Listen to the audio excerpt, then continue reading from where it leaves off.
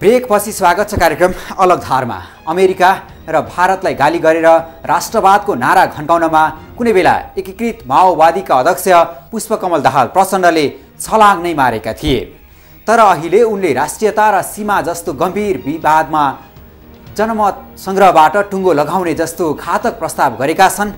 यसले उनको खोक्रो राष्ट्रवाद छताछुल्ल भएको छ। अब रिपोर्टको बाँकी अंश। प्रचण्डद्वारा जनविद्रोह त्यागको घोषणा, परिवर्तन मात्र नारामा या व्यवहारमा पनि परीक्षाको कठघरामा एकीकृत माओवादी।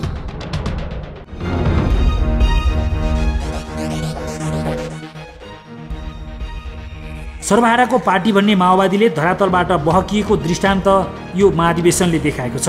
पार्टी नेतृत्व पङ्क्तिको जीवन स्तरमा आएको अनपेक्षित परिवर्तनले जन्माएको आलोचनालाई थप मलदल गर्ने दिशामा अबको कार्यदिशा आएको आलोचना भोग्ने ठाउँ बनेको छ माओवादीको यो महाधिवेशन। हुन त यस्तै आलोचनाले उकुस मुकुस हुँदै पार्टीको एउटा टुक्रा उछिटिएको जग जाहेरै पनि छ। हामीले त निकै नजिकबाट सहकार्य गरेर सङ्घर्ष गरेर तथ्यहरूबाट विश्लेषण गरेर प्रचण्डजी र बाबुरामजी कम्युनिस्ट आन्दोलनका आधारभूत मान्यता र विचारबाट विचलित हुनुभयो भन्ने निष्कर्ष निकालेरै सम्बन्ध विच्छेदमा आयौँ। त्यसैले आज तपाईँले जे भन्नुभयो नि, उहाँ चाहिँ अब के अरे अरू कुरा छोडेर समाजवादतिर लागेको भन्नेसम्मको जो कुरा छ त्यो पनि गलत कुरा हो। उहाँहरू त समाजवादी पनि होइन, वैज्ञानिक समाजवादी पनि होइन। वैज्ञानिक समाजवादीले त स्टेप बाई स्टेप नेपालका सम्पूर्ण अन्तर्विरोधहरू, राजनीतिक सङ्घर्षहरू, यसका समस्याहरूलाई विश्लेषण गरेर निष्कर्ष निकाल्छ नि। हठात एउटा कुनै तपाईँको काउन्टरको निम्ति, कसैलाई प्रतिवाद गर्नुको निम्ति, होइन, आफ्नो विचलनलाई ढाकछोप गर्नुको निम्ति समाजवादको तर्क गर्नु भनेको त त्यो आकाशमा केही पनि मिल्दैन नि त। अग्रगामी परिवर्तनको रक थाक्ने भन्दै अघि बढेको पार्टी बीचमै चिरा पर्न थालेपछि एकातिर आलोचित त बनिरहेको थियो नै, अर्कातिर भड्किएका कार्यकर्तालाई समेट्ने बाध्यता पनि थियो यो पार्टीमा। परिवर्तित कार्यशैलीको यात्रा तय गर्ने दौडमा यतिखेर माओवादी जुन रूपमा उदाउन खोजेको छ, यसले उसलाई अग्नि परीक्षामा उभ्याएको पनि छ। नेकपा माओवादीको बेग्लै रटानका बीच जनविद्रोहको असान्दर्भिकता प्रस्तुत गर्नु यो माओवादीका लागि गम्भीर चुनौती पनि हुनेछ। दुईवटा क्षेत्रमा विचलन देखा पर्यो।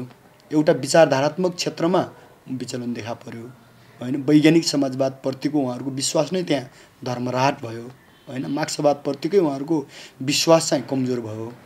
अर्को कुरा, उहाँहरूको जीवन बदलियो, उहाँहरूको वर्ग बदलियो। यो दुईवटा कुरा, एउटा पोलिटिकल विश्लेषण तपाईँले गर्नुभयो, यसलाई राजनीतिक विश्लेषण गर्नुभयो भने यसको पछाडि समाजवादप्रतिको विश्वास टुट्यो, क्रान्तिप्रतिको विश्वास टुट्यो, जनताले जित्छन् भन्ने कुराको विश्वास टुट्यो, होइन। कम्युनिस्ट पार्टीले नेतृत्व गर्न सक्छ, लानुपर्छ भन्ने विश्वास टुट्यो। यताबाट हेर्नु पर्दछ। अनि यो विश्वास के कारणले टुट्यो त भन्दाखेरि उहाँहरूले जे जीवन प्राप्त गर्नुभयो नि जनयुद्धपछि, एउटा वैभव जीवन, सुखशैल, सुविधा सम्पन्न, अभिजात वर्गीय एउटा जो जीवन पाउनुभयो, त्यो एउटा क्लास चेन्ज भयो। यो दुईवटा कारणले उहाँहरू क्रान्तिकारी सिद्धान्त र विचारबाट चाहिँ विचलित हुनुभयो भन्ने त हामीलाई लागिरहेको, होइन। उहाँहरूको पश्चगामी यात्रा सुरु भयो, होइन। र त्यो पश्चगामी यात्रालाई उहाँहरूले चाहिँ ढाकछोप गर्न चाहनुहुन्छ, तर झनपछि झन उदाङ्गिन्छ त्यो।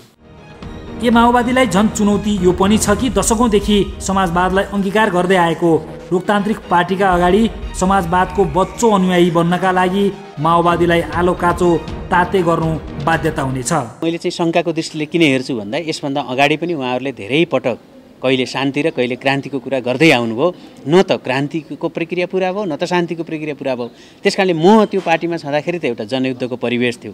त्यसमाले जनयुद्धसँग जोडिएका साधनहरू थिए त्यहाँ, होइन। त्यसको जस्तो उद्देश्य थियो, जनयुद्ध मार्फत जनवादी क्रान्ति गर्ने उद्देश्य भएपछि त त्यस्तै खालको चाहिँ लडाकु सङ्गठन हुने कुरा भयो, होइन। हतियारसहितको सङ्गठन हुने कुरा भयो। त्यो शान्तिपूर्ण अवतरणपछि पनि उहाँहरूले त्यो जुन संयन्त्र पहिला बनाउनु भएको थियो त्यसलाई त्यस्तै ढङ्गले चलाउन कोसिस गर्नुभएको छ। अहिले पनि उहाँहरूले उत्पादनको कुरा गरिरहँदा उत्पादन ब्रिगेड बनाउने, उत्पादन बटालियन बनाउने, उत्पादन डिभिजन बनाउने, त्यो एउटा फौजी संरचनाभित्र कुरा गर्नुभएको छ नि। हो, यस्तै चाहिँ नाटकीय कुरा गर्ने, यस्तै रहस्यमय कुरा गर्ने, यस्तै दुविधाका कुरा गर्ने हो। कार्यकर्ता थन्काउने हो भने त उहाँहरूले प्रश्न भन्नु पर्यो नि त। भोलि त्यही कार्यकर्ताले हिजोको जस्तै फौजी सङ्गठनको रूपमा बुझ्छ आफूलाई। हेर्नु, हुन त कम्युनिस्ट समाजवाद र लोकतान्त्रिक समाजवादमा फरक त हुन्छ रे नै, तर अब माओवादीको आगामी प्रस्तुतिले उसको अनुहार पढ्न सकिने तर्क गरिएको छ। यो पार्टीमा आएको यस्तो परिवर्तनको दृश्य एकाएक आएको भने पटक्कै होइन। समयक्रममा लागेको ठेस र उतार चढावले एक्लो हैकमवादबाट गलेको र संसदीय धार हुँदै समाजवादसम्मको चिन्तन गर्न पार्टी बाध्य बनेको देखिएको छ। बोल्न जति सजिलो छ, काम गरेर देखाउन त्यति नै गाह्रो छ भन्ने माओवादीको पछिल्लो आन्तरिक गतिविधिले प्रष्ट बनाएको छ। कल्पनाको महल देखाएर र सधैँ लालीपोक देखाएर मात्रै जनताको मन भुटिरहन सकिन्न भन्ने दम्बबाट पछि हटेको सङ्केत यो माओवादीको महाधिवेशनले इङ्कित गरेको छ।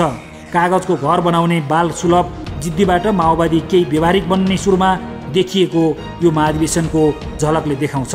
काङ्ग्रेसको समाजवाद उदार समाजवाद हो। उदार समाजवाद भनेको के हो भने राज्य र व्यक्तिको सम्बन्ध कस्तो राख्ने भन्ने नै यो मूल सिद्धान्त हो समाजवादको। कमजोर राज्य, बलियो व्यक्ति, प्रजातान्त्रिक समाजवाद भनिएको कारण नै त्यही हो। बीपीले जुन बेला मुलुकमा व्यक्तिको स्वतन्त्रताका लागि आन्दोलनको सुरुवात गर्नुभयो त्यस बेला बीपीसित कुनै वाद थिएन। 12 सालको हाम्रो वीरगञ्ज अधिवेशनले मात्रै वाद भन्ने कुरोलाई इन्ट्रोड्युस गरे हो। त्यो पनि यस कारणले हो कि यतातिर उत्तरतिर चीन साम्यवादी थियो, नेहरू समाजवादी थिए अथवा स्टालिनबाट उनी प्रभावित थिए। त्यसैले हामीले बिचौँ बाटो के लिने त भन्दाखेरि प्रजातान्त्रिक समाजवाद भन्यो। प्रजातान्त्रिक भन्नासाथ के हुन्छ भने व्यक्ति बलियो हुन्छ, राज्य त्योभन्दा अलिक कमजोर हुन्छ। उहाँहरूको समाजवाद चाहिने के हो भने राज्यलाई बलियो तुल्याउने हैन र व्यक्तिलाई कमजोर तुल्याउने। अहिले पनि उहाँहरू त्यसबाट चाहिने फरक हुनुहुन्न। त्यसभन्दा फरक म देख्दिनँ, किनभने त्यो राज्यमा केन्द्रीकृत प्रणाली, उहाँको पार्टीमा केन्द्रीकृत प्रणाली आदि रहउन्जेलसम्म चाहिने त्यसलाई चाहिने हामी समाजवादको रूपमा लिन सक्दैनौँ। परिवर्तनलाई संस्थागत गर्नबाट बहकिएको यो बेला माओवादीको परिवर्तित यात्राले लामो दौडको समाजवादका घोडाहरूसँग दौडन फलामको चिउरा साबित हुने वर्तमान छ। यसले यस्तो भविष्यको सङ्केत गर्छ कि आफ्नो कमी कमजोरीलाई निरन्तरता दिए अन्योलताको जन्जालमा फस्नेछ यो पार्टी। त्यसका लागि सुधारका बीजहरू रोप्दै विश्वासको वातावरण बनाएर अघि बढ्नु माओवादीको अगाडि चुनौती हुनेछ। तर सबैलाई समेटेर अगाडि जानुपर्ने आवश्यकता हुँदाहुँदै राष्ट्रिय संवेदनशीलताका मुद्दाहरूमा समेत गम्भीर नदेखिनु र आलो काँचो प्रस्तुति देखाउँदै जानुले पार्टी र नेतृत्वप्रतिको आस्थामा तुषारापात भने पक्कै हुनेछ। यसको पछिल्लो परीक्षा सीमा विवाद लगायत राष्ट्रिय संवेदनशीलताका विषयमा जनमत सङ्ग्रह गर्ने भन्ने प्रचण्ड दस्तावेज बनिरहेको बेला प्रतीक्षा छ राष्ट्रिय संवेदनशीलताको बहसमा प्रचण्ड पास हुनेछन् या फेल। घटिया कुरा भन्छु म, यो त लेन्दुप प्रवृत्ति हुन्छ नि। यो त सिक्किमीकरणको सिद्धान्त हो, जनमत सङ्ग्रहको सिद्धान्त हो। राष्ट्रियताको बारेमा पनि कोही सीमाको बारेमा पनि जनमत सङ्ग्रह गर्ने कुरा आउँछ भने त्यो हाम्रो राष्ट्रियता अन्तर्राष्ट्रिय कानुन मान्यता अनुसार उठाएर बहस गर्नु पर्को सट्टा अनि यो चाहिँ पिलर हाम्रो हो कि होइन भोटिङ गर भन्ने कुरा आउँछ भने कि भने यो कस्तो हो भन्दाखेरि यो धेरै नै तपाईँको चाहिँ के देखिन्छ भन्नुहुन्छ भने नि आत्मसुरक्षावाद होइन। अनि अर्को भाषामा भन्ने हो भने यदि यही हो भने होइन त्यही हो भने त भोटिङ गरेर राष्ट्रियता नै दिनु पऱ्यो भने तयार हुने खालको लेन्दुप प्रवृत्तिको कुरा हुन्छ नि। यो त सिक्किम गुमाउँदाखेरि प्रजातन्त्रको ढोङ पिटेर लेन्दुपेले त्यही त गरेको थियो। जनमत सङ्ग्रहको ढोङ पिटेर सिक्किमलाई भारतमा गाप्दैन। यथार्थमा जो सीमा विवादको कुरा गर्नुभयो त्यसमा जनमत सङ्ग्रह गर्नु हुँदैन। के को लागि जनमत सङ्ग्रह गर्ने? हाम्रा सीमाहरू चाहिँ जुन सीमा स्तम्भहरू भत्काएको छ होइन, भारतीय पक्षबाट जहाँ चाहिँ मिचिएका छन् त्यहाँ त थुप्रै सीमाविदहरूले त्यो कुरा इङ्कित गर्नुभएको छ र त्यो जहाँ सिमाना थिए होइन त्यहाँ लगेर पो त्यो सीमा स्तम्भहरू गाड्नु पर्यो। दुई देशका बिचमा चाहिँ उच्च स्तरीय वार्ताहरू हुनु पर्यो, कुटनीतिक ढङ्गले त्यसलाई सल्भ गर्नु पर्यो।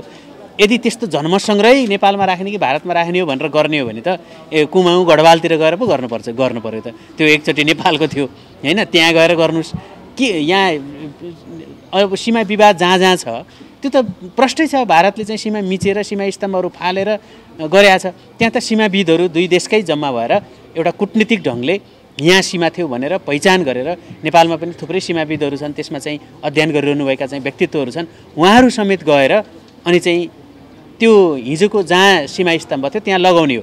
त्यहाँ कहाँ जनमत सङ्ग्रह गर्नु त? जनमत सङ्ग्रह कसले गर्ने त? कि इन्डिया र नेपालमा जनमत सङ्ग्रह गर्ने कि त्यो त साह्रै अमूर्त कुरा हो।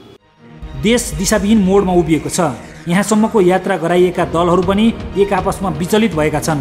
आन्तरिक विचलनले पार्टीहरूलाई नै आक्रान्त बनाइरहेको यो बेला सहमति निकै टाढाको विषय बन्न पुगेको छ र परिवर्तनको गन्तव्यमा पुग्दा नपुग्दै सबै ध्रुवीकृत मात्र बनेका छन्। यो बेला माओवादीका अध्यक्षले ल्याउने भनेको सहमतिको सूत्रको पर्खाइमा यतिखेर मुलुक अड्किएको छ। हेर्न बाँकी छ प्रचण्डको यो सूत्र समाजवादी दृष्टिकोणले ओतप्रोत हुनेछ या जकटिएको कम्युनिस्ट सूत्रमा आधारित हुनेछ।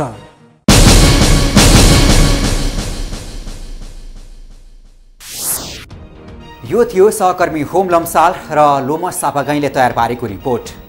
प्रचण्डले ल्याएको समाजवादको नयाँ यात्रा एकीकृत माओवादीका निम्ति त्यति सजिलो यात्रा होइन।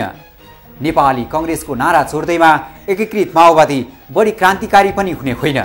यद्यपि उत्पादनका नाममा नयाँ सैनिक अभ्यास गर्ने प्रचण्ड खेल भने निकै खतरनाक हुन सक्छ हाम्रा लागि।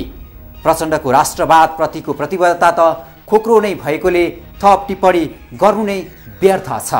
हरेक मङ्गलबार, बिहिबार र शनिबार बेलुकी 7:55 बजे, राति 11:30 बजे र भोलिपल्ट बिहान 8:30 बजे यो कार्यक्रम अलगधार प्रसारण हुन्छ। यस्तै मेज न्युज FM 103.6 मा पनि तपाईँको रोजाइको यो कार्यक्रम सुन्न सक्नुहुनेछ। यस्तै मेज च्यानल्स.com मा पनि अलगधार हेर्न सक्नुहुनेछ। अलगधारलाई सम्पर्क गर्न 400-653 छ र 9802002006 नम्बर डायल गर्नुहोला। तपाईँले 4432-7 नम्बरमा फ्याक्स गर्न सक्नुहुनेछ भने अलगधार@imagechannels.com मा इमेल समेत गर्न सक्नुहुनेछ। अलगधारको आजको प्रस्तुति यति नै। अलगधारको सम्पूर्ण नेटलाई बिदा दिनुहोस्। नमस्कार।